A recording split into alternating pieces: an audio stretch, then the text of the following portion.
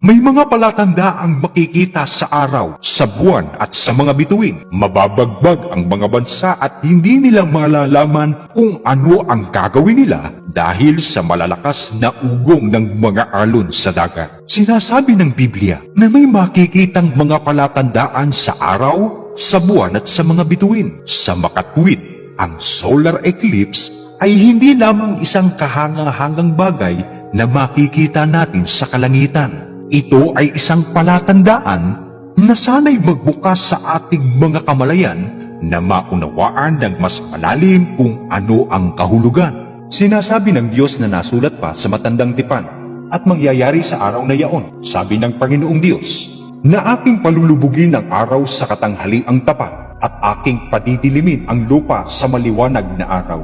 Sa talatang ito, napakaliwanag na ito ay tumutukoy sa eclipse na sumasagisag sa kapangyarihan ng Diyos sa kalikasan. Isang paalaala ng kanyang presensya sa gitna ng kasaysayan nating mga tao. Ito ay nagpapaalaala sa atin sa isang katotohanan na ang Diyos ay nakikialam sa ating mundo. Dapat nating maunawaan na ang eclipse na ito ay hindi lamang isang natural na panoorin. Ito ay nagtataglay ng salamin sa nakaraan, isang bintana sa hinaharap na nakabalangkas sa pamamagitan ng salita ng Diyos. Ito'y katuparan sa mga sinaunang propesiya na ipinahayag ng Diyos.